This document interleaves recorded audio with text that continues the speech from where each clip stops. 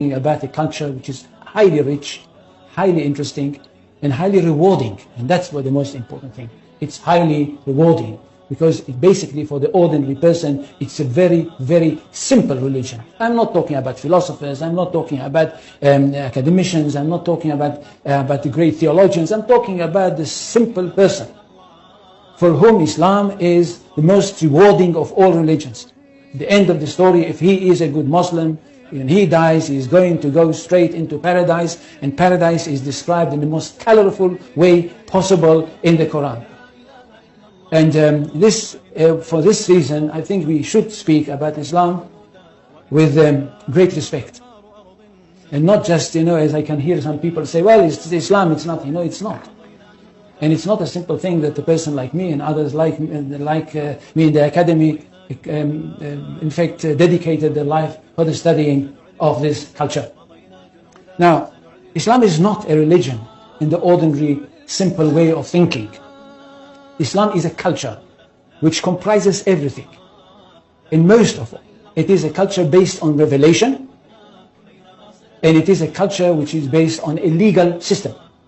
It is basically a legal system. It is a legal system which comprises everything.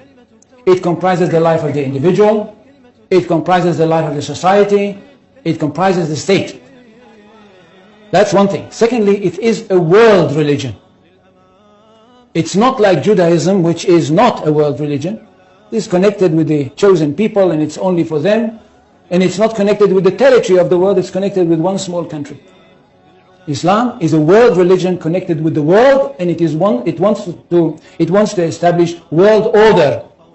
For Islam, the whole world is one state. And all the people of the world are those people who live in this one state. Now when Muhammad came with this idea, the words came from God to him.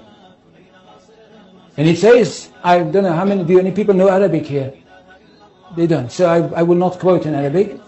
In Surah 61, verses 11-13, we hear that God sent Muhammad with a true religion, with the right message, with the right path, in order that it should overcome all the other religions.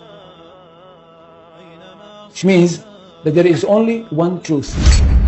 Jews and Christians, which are called the people of the book, had once their own truth, but they were not a very good custodians, and they falsified their books.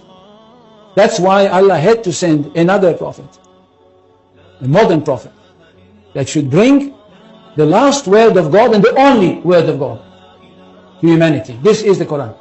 Nothing can be superior to it. And because of that, this religion is regarded to be one that stands on top of everything else. In Arabic, they say, Al-Islam ya'lu wa la yu'la alayhi. Islam is superior, nothing can be superior to it. Which means we are talking about not only the final word of God, not only about the finest word of God, but the truest of all revelations. Now what does the community have to do? The community of the believers. Those people that were lucky enough to have their hearts open and to have accepted the call of the Prophet Muhammad. What do they have to do? They have a mission in this world, to bring the word of God to the whole universe, or if you want, to the whole of this planet.